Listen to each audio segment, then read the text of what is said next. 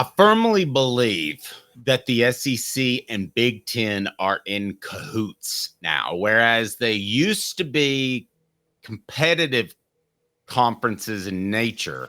I think they're working together. Caleb, what's the latest news? And I want to get Jimmy's take on this. It looks like the SEC and Big Ten are trying to make sure they get a certain number of teams in the playoff. Yeah, so athletic directors from both conferences are set to meet in Nashville next week to discuss a potential scheduling alliance and their preference for auto bids in the future CFP format. This came from CBS's Brandon Marcello. It's part of a continuation of a partnership that they began back in February. They've been pushing for a 14-team playoff model when the next contract begins in 2026. They initially pushed for 4 auto bids apiece and are still going to fight for that. But now they're also countering with a potential 3-3-2-2-1 model, which would guarantee 3 spots for each conference, including a first-round bye for each league's respective champion. The Big 12 and ACC each get 2 auto bids, and then 1 guaranteed spot held for the top-ranked group of 5 champion. And then that would just leave 3 at-large bids for the top 3 teams, which are honestly inevitably going to come from the SEC and the Big Ten. So let me get your thoughts, Jimmy, on the Big Ten and the SEC getting auto bids. And then I have a bit of a conspiracy theory I'm going to throw your way. Off the cuff, I don't like it. Me neither. First off, I think it's stupid to go from 12 to 14. If you're going to expand, make it 16 so that everybody plays each weekend. Why would you do 14? That doesn't make any sense to me. The other thing is you got a college football playoff committee that's going to make these selections. And I know that you're talking about the Big Ten, SEC want the automatic bids. They're going to get, each of them is going to get, well, the SEC for sure is going to get 4, if not 5 teams, heck, maybe 6. The Big Ten is going to get at least 3 or 4. I don't see the need for it. I don't like it. I think it's, I don't know, self-serving comes to mind about your conference. And I do think they're the 2 best conferences. I get that. But I think you should at least do something to earn it on the field. And I think after this year's college football selection committee of the 12 teams, it's going to be loaded with the SEC and the Big Ten, right? I mean, those 2 teams are going to combine for, 9 of the 12 spots, you think? True. Maybe 8. Yeah, Jimmy, let me offer this theory, and you can tell me if I'm crazy. Okay, so I look at the Big Ten, which can we all agree has always been top heavy? Would we all agree with that? Okay. Yeah. And I think the SEC is not maybe a little top heavy this year, but I think that the SEC is each year going to get a minimum of 4 teams in, and maybe in some cases 5. Mm-hmm. So based off the current scenario that we have, the Big Ten, however, I don't think can make that claim from year to year. Traditionally, I don't think they'll have that many teams. Here's my conspiracy theory, and Jimmy, you shot down a lot of conspiracy theories that I've had, and you've been right. But I believe the SEC and Big Ten are working together now, and the SEC is actually backing this for the Big Ten's sake because they want eventually a super conference. Somebody wants a super conference. I don't know who that person is anymore because it's probably not the NCAA, but I think somebody wants a super conference that's a level above what we would call Division I now. Am I insane for thinking that? No, and I think we're headed to a super conference, and I think both the SEC and the Big Ten want that. Then the question is, who comes along with them? Because you can't have a super conference with 30 teams. Right. You're going to have, in my opinion, over 50 and maybe 60 to do that. And so then who's going to be the czar or the commissioner of this league? I don't know. You still have to have a governing body. I don't know if it's going to be the NCAA or you'll totally break off from them. I don't know. Then if you do it, it's got to be football only, right? Because you can't break off from the NCAA in men's basketball.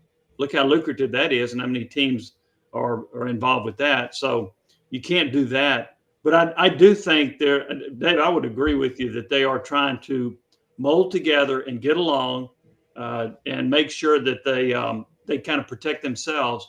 And I think they are headed toward a super conference with anywhere between 50 or 60 teams. I have to be honest. I was expecting this from Jimmy. That's crazy. Okay, I didn't get that, so that's good. So the poll question that's on our YouTube page, and then Caleb jump in here, is now a super conference will happen in 5 years, in 6 to 10, or never. 74% of you think that's in 5 years. 26% say in 6 to 10.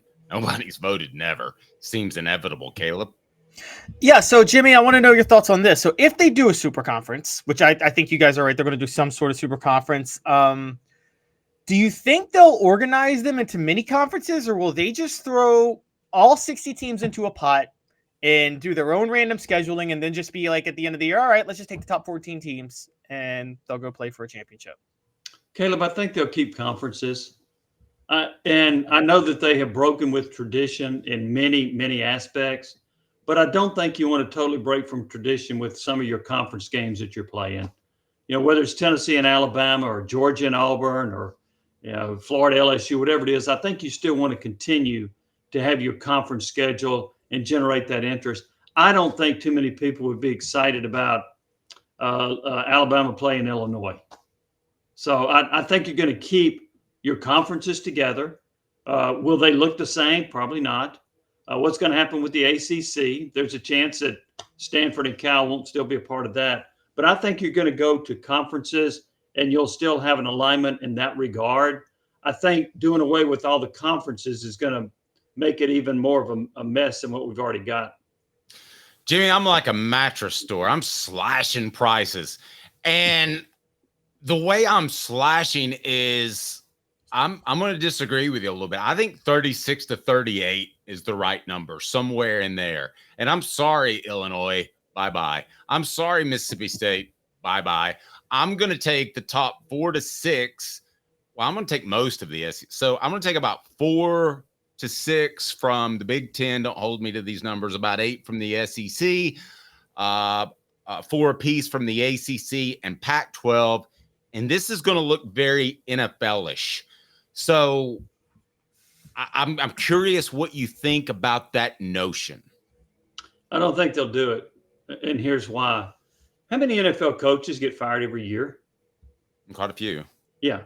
Well, if you only have 36 or so teams, a whole lot more coaches are going to get fired. You got to have somebody's got to lose. And a lot of these teams that think they're really good, they don't want to go 4-8 or 5-7 or 6-6. And that will happen if you limit the number of teams within your power conference. That's why I think they will invite some teams like Mississippi State that they can beat up on.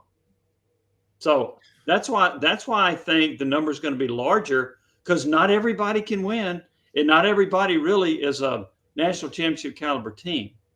So that or a college football playoff team. So that's why I think they'll have more teams in there just to have somebody to beat up on. Let me ask you this, though, Jim, for just a second. And that is, in my world of 36 to 38 teams, you're right. Some guys are going to be on the outside looking in. But I think there's a number that the television networks could lay out and they would make it happen for money because everybody's greedy at that level. My argument for it is that Tennessee-Kent State game should never happen. I mean, there are so many poor games on the schedule for the better teams in college football. I don't understand how people ration in their mind to buy season tickets sometimes, because you know that 3 or 4 of the games are going to be over at halftime. And that's not just Tennessee. That's most of the other elite schools in the nation. Well, if you have 60 teams, you don't have Kent State. If you have 60 teams, you don't have UTEP, which is ranked by The Athletic as 2 worst teams in the country. So you get rid of those teams. I think if you take the top 60 teams in the country, I mean, I think Boise State, Brigham Young, those are pretty good football programs. So I don't see any reason to completely discord them. But to your point, you don't have to play the absolute worst of the FBS right now, the Kent States and the UTEPs. You can get away from that if you have a 60-team conference. Well, you know a lot of season ticket holders. I do too. Mm-hmm. What kind of feedback do you get from them on the quality of opponent that Danny White's bringing into Tennessee? They're disappointed. Now, I will say this. There are some, like I know a family that there was a guy with two sons. I think they were 8 and 6 years old. And so he was able to go to the Kent State game, and those 6 and 8-year-old kids didn't care other than watching Tennessee score a lot of points and fireworks going off. So but to me, that's the minority of the folks. Most people don't like it. Most people look at it and say, if I'm paying this much money in a donation for the right to buy these tickets, which cost over $200, basically what you're doing is you're paying to go see Alabama and Florida and maybe 1 or 2 other decent opponents, and that's it. Danny White, and I agree with a lot of what he's done. I disagree with his scheduling philosophy. He's got, in my opinion, he's got to go out and start scheduling more decent opponents. If you're going to raise the ticket prices and demand that people donate for the right to buy these tickets, you need to give them a better product as far as the opponent. I agree with that completely. Caleb? So, Jimmy, thinking about this long term, do you think this would be, I know you said they still want the Mississippi States of the world and things like that, so, they can beat up on and get a couple of wins. But do you think there could be a relegation model for college football? Do you think they might do like, okay, we'll have a super conference of 60, but then we'll have this smaller conference of another 60 and say, hey, if you guys at the smaller conference, if you're really good, like what they do with soccer overseas, if you guys are really good in the smaller conference, we might elevate you. And if you're really bad for a long time, you're going to get relegated.